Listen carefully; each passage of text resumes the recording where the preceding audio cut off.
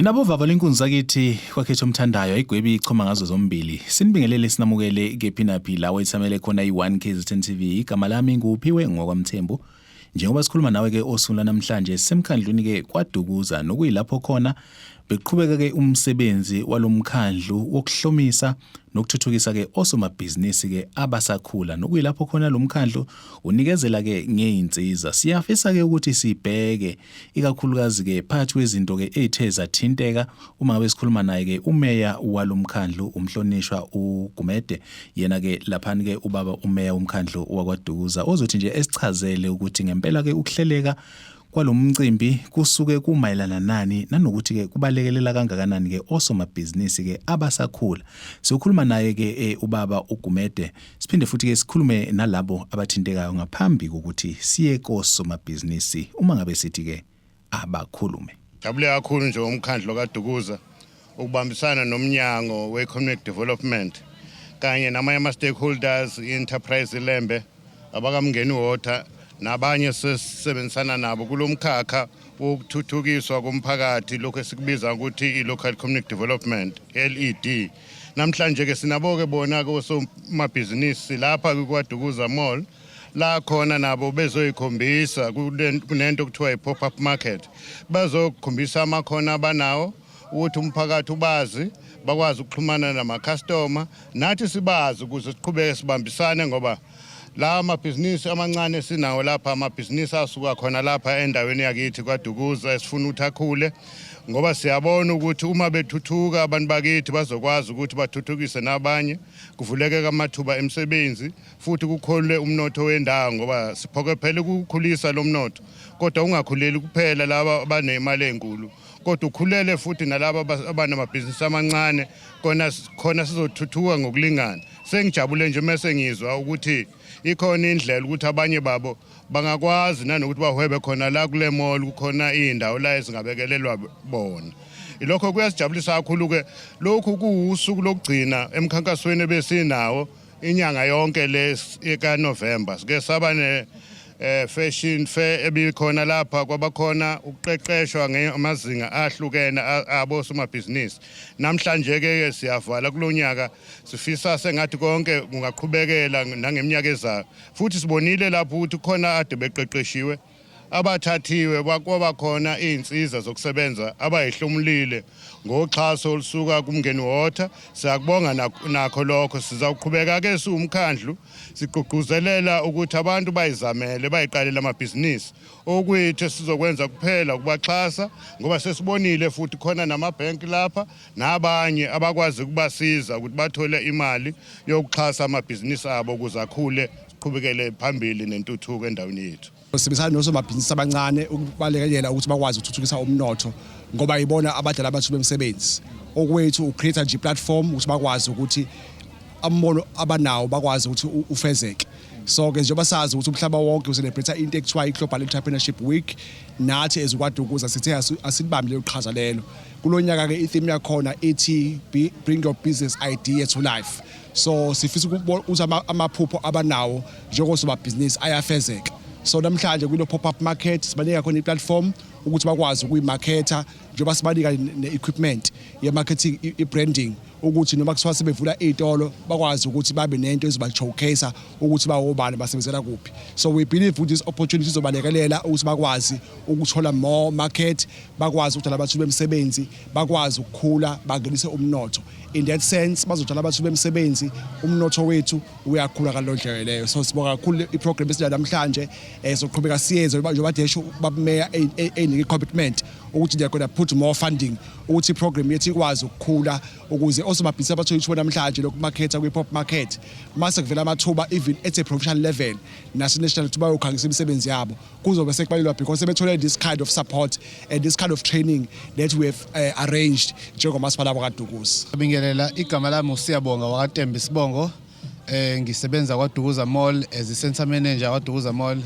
So kuyinjabulo eningi ukubona osomabhizinisi abancane abasakhula beyikhandla bezokwenza umbukiso ngaka and okwami nje namhlanje kakhulukazi bekuveza ukuthi ku possible kakhulu ukuthi nabo bayithole bengena into ama-main markets ukutrader endaweni njengekwaDukuza Mall. So ikwaDukuza Mall inayo iprogram yoku-offerisha ama-young SMMEs, especially aba-local, ama-sports ngaphakathi emall aba ama-kiosk, and sibheka abantu abenza izinto ezi-unique, kwesinye isikhathi abantu abazenza ngezandla, kwesinye isikhathi izinto abayithenga kwey'ndaweni babuye bazoyidayisa khona la emall, bayidayisele abantu abathengi basema-mall. So iprogram enjalo siyayenza, bayasizakala e-ofisini le-Centre Management Office. Ama-rates nawo la emall whereby umuntu ufika ezo-exhibita for inyanga eyodwa or noma mhlawumbe efuna uzo-exhibita for usuku olulodwa or i-weekend. Ama-rates esiwa-charge-ayo awafani, ahlukahlukene ngalokho. But nje bayakwazi ukuthi bafike kuthina kube khona usizo abalutholayo. Vanelo from Tinyego Built-in Cupboards, located in Ward 5. Sidila nama built-in cupboards and freestanding units. Kubaluleke kakhulu ukuba khona kwaMlana ngoba siye sathola i-marketing material of which izosisiza kakhulu ukuthi i-business lethu likwazi ukubukeka li-professional and kube i-brand e-recognizekayo ngisho nanoma ngabe sihamba sikephi si-exhibita khona.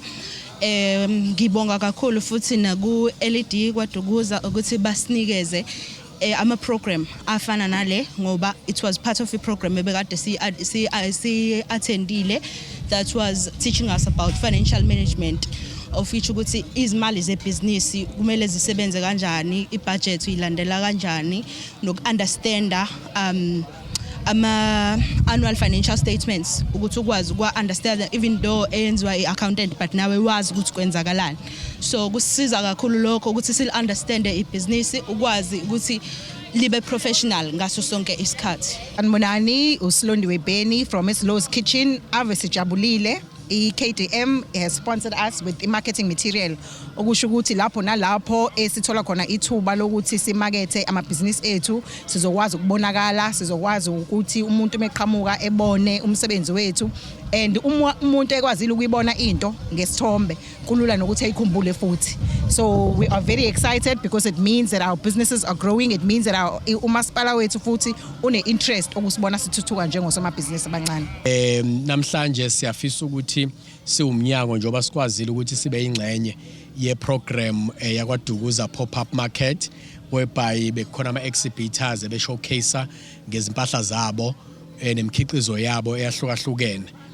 Besifisa ukuthi sibahalalisele kakhulu ukuthi bathole le opportunity ukuthi bahlonzwe bakwazi ukuthi babe kule pop-up market, and as well siyafisa ukuthi sibongele abazuzile nge-promotional material from kwi-program yase Umngeni ebekade iranwa for 6 months lapho bekwazi ukuthi bahlomule ama-business cards, ama-pull-up banners, zihlalo kanjalo nama-gazebos, and siyababongela kakhulu ngoba kusho ukuthi ba-committed for ukupromotha amabhizinisi abo.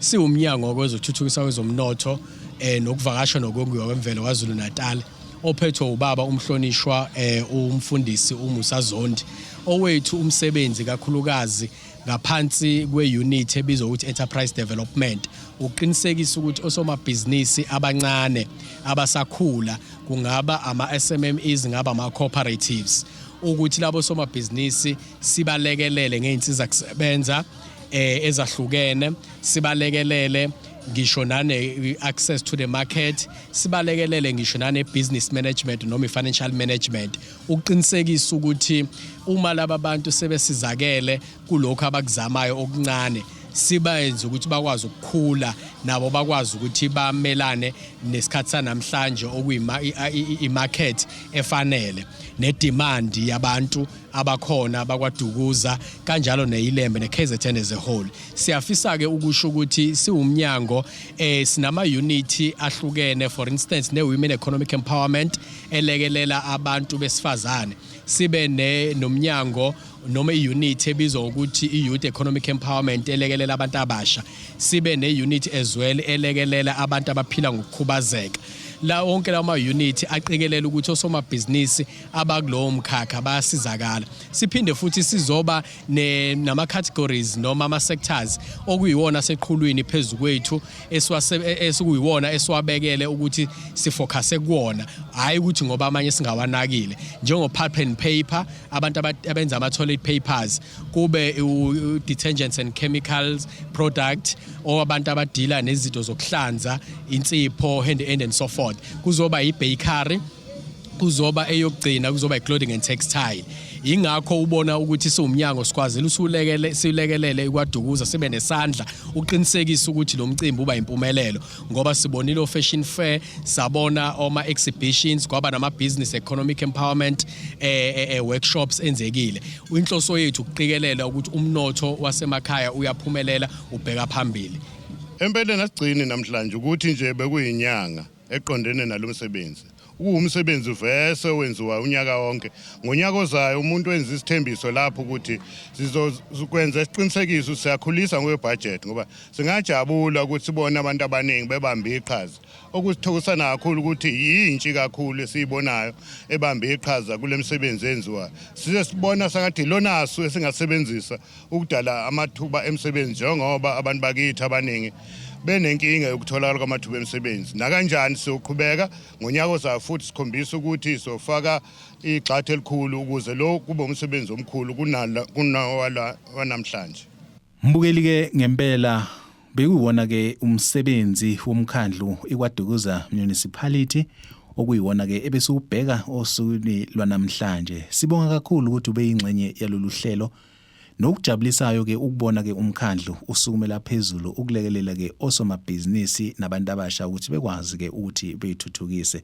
Ikhona ke okwenziwa ke ilomkhandlu wakwadukuza. Igama lami nguphiwe ngokwamthembu, uncedi inyoni encane yasha amaphikandiza. Ngivumelene ngiguqe siguqeni sonke siyothi sukuma kube kusoluzayo. Inkosi inibusise.